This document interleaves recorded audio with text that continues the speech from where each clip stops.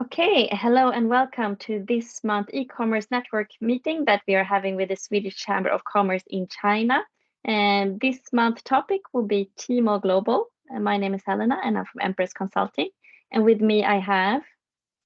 Simon Kai from Triple Digit. Okay, let's start.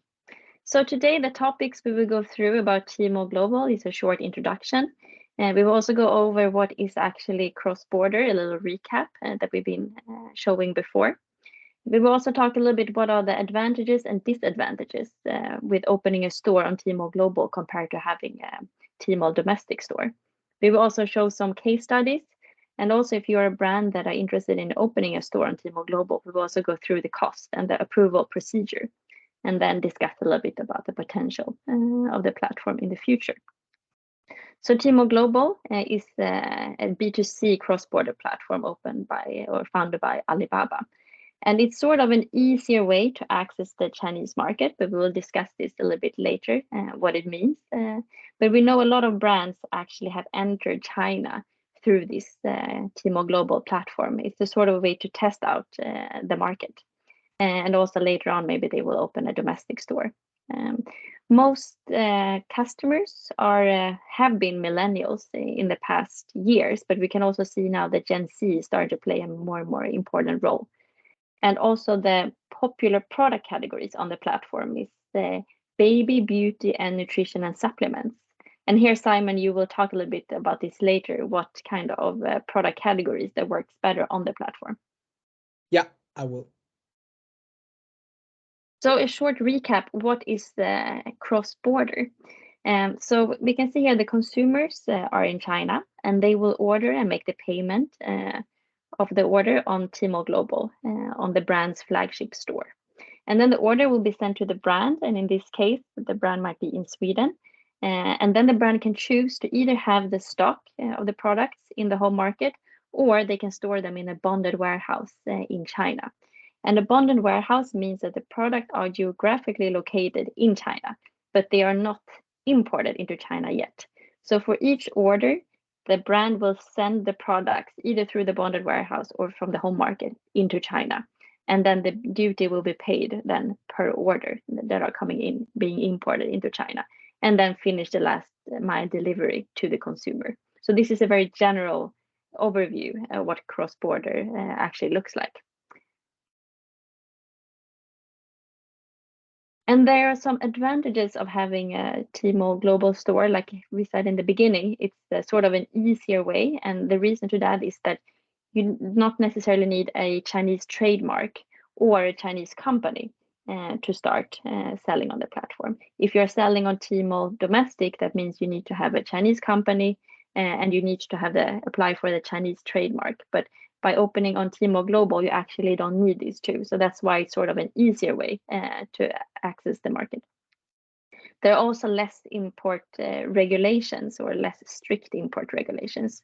Simon will go through a little bit later on some cases, but at least we know it's an easier way, and you don't need as much documents and testings and so on. That's also why some product categories works better. And you can choose to store the product, like we mentioned, in a bonded warehouse in China or in the home market. So you just import the products when the product is sold. So this is also an advantage that you actually don't have to have all the stock imported into China. And especially when you don't know the market so well and the consumers, it's actually good to not import like a big stock into China. It's also part of the Tmall Global is part of the Taobao and Tmall's ecosystem. So the consumers use the Taobao app to access the flagship store. And you will also get support from Alibaba's logistics network, Cainiao, when you sell on the platform. So they will help you with all the importing and so on into China. But there are also some disadvantages, Simon. What would that be? Yeah. Okay, so yeah, I will mention some complications with Tmall Global, which we have experienced firsthand. I think the points you mentioned before, Helena, was very valid. Maybe the last point with the support from Cainiao, I would take with a grain of salt because in theory they are supposed to support the brand, but in practice they're very bad at it. It's mostly because of, I would say, the staff, right? It's very localized staff, so they might have a different way to communicate and to work compared to, other international logistics partners. Meaning that in practice, some brands, they might have, difficulties understanding what they mean, and it might not align with their internal logistics departments. But yeah, just wanted to highlight that. But otherwise, the biggest disadvantage with Tmall Global is because of its smaller size. So Helena, you mentioned that the app, it's the same. It's actually, from a consumer perspective, you're using the same app to access Tmall Global as Tmall Domestic. But we have seen in the data that the search results from Tmall Global, and as well as the results when you search on specific products, they are less visible than compared to Tmall Domestic. And also, there's a shopping limit. If you're a Chinese citizen, you cannot buy for more than $26,000 per year on Tmall Global, which can still be a hinder sometimes, because maybe you have bought a lot of luxury items and you're not able to buy from other shops. And also, of course, the no return policy. That is a big one for many consumers who are used to sending the products they don't want directly back, right? There's a 7-day no return policy on Tmall Domestic, so it's very convenient for them to return, but that doesn't exist on Tmall Global. But obviously, you as a brand can, still allow that, but then the problematic point is that the products cannot, actually leave China easily, right? You will probably need to send it to a warehouse inside of China. So that is something which we have seen a lot. And Helena, you were mentioning sort of categories are doing better, and that is what we see in the data as well. I mean, the beauty products is something which, sells much better on Tmall Global, which you will give an actual case study on, Helena, I believe soon. But also, I mean, any kind of supplements, like products that people believe might have better ingredients if it's produced outside of China than if it's produced inside of China. So yeah, that is very interesting. And the last point with the bonded warehouse, obviously, it is an additional hassle when you have like a third-party warehouse, which you might need to do repacking or something. For our domestic Tmall stores, you are very flexible to do any adaptations after the products has entered the warehouse. But for the bonded warehouse, there's a third party that you mentioned, Tmall. So if you're gonna change something, it might be a hassle to get it done. Yeah. Okay, and then we will just show a little case study or an example of a beauty brand that has been doing quite well on Tmall Global. So this is an Icelandic beauty brand called BioEffect, and it's a sort of a premium product, and the RRP is around 1,000 RMB. So we can see that around 5-6 years ago, they actually started a Tmall domestic store in China. And they have around 81,000 fans. They have 5 stars, which is as many stars as you can have. It's like a customer ranking of the store. So this store has, established itself very well. But then a few years ago, the same brand opened a Tmall global store, as we can see to the left. And we can see that the fans are less. The star ranking is not as good as the domestic one, but we can see that the sales are much better on the Tmall global store compared to the Tmall domestic store. So like Simon was saying before, that one of the reasons of that could be that the consumers in China actually have more trust for the products that they know for sure are imported into China, which means maybe the ingredients could be different. We don't know that for sure, but probably that's what the consumers are assuming.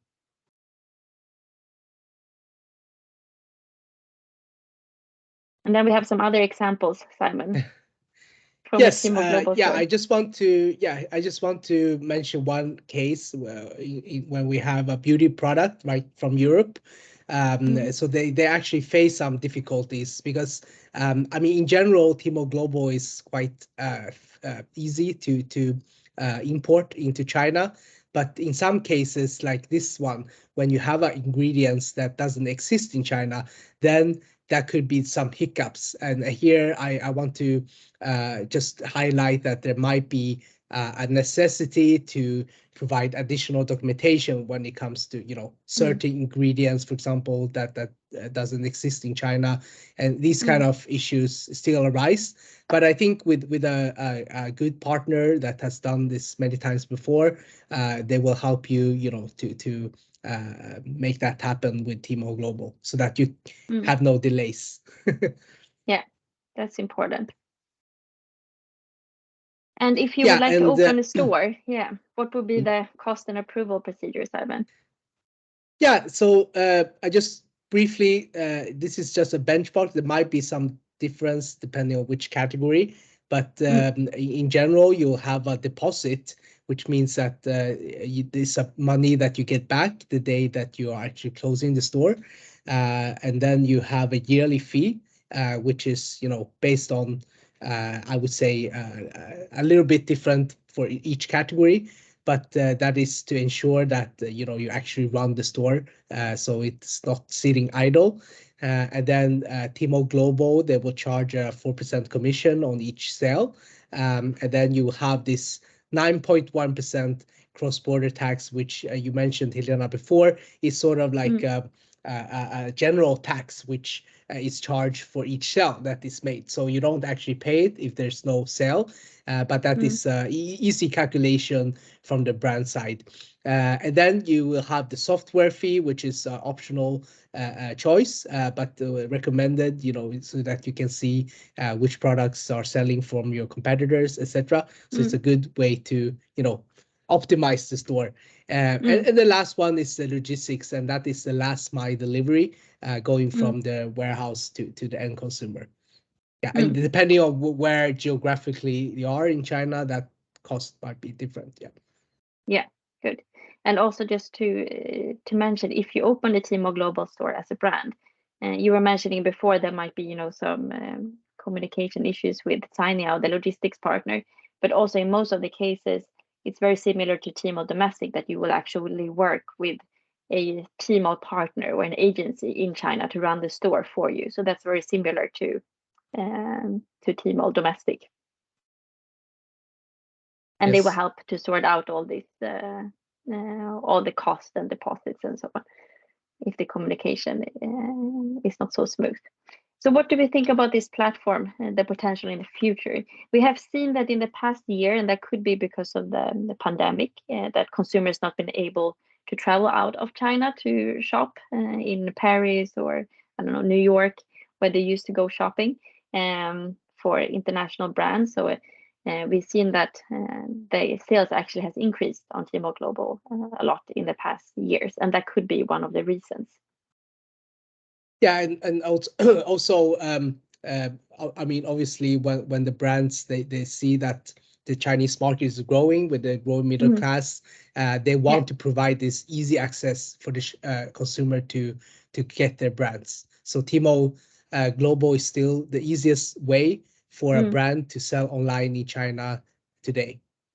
Yeah, and we can also, because of the pandemic, that you can't travel to China and so on, it's also easier for brands to, if they want to access China now, or in the past years, to open a Tmall Global rather than actually, start a company in China, get the trademark, which usually means that you need to have some people on the ground in China. So this is also probably a way why it's been increasing a lot in the past. And the future, we will see what will happen, but it depends a lot, we think at least, of how China, if they will start to open up, or if it will be easier for people to travel in and out of the country. Yes, okay. Agree. Great. So this was everything for this month, and next month we will talk about new retail, which is an interesting topic. So stay tuned, follow us, and if you're a Swedish brand in China who would like to join our network, you can reach out to me or Simon. Here you can see our email addresses. Okay, so thank you, and see you next month. Bye-bye. Thank you. Bye-bye.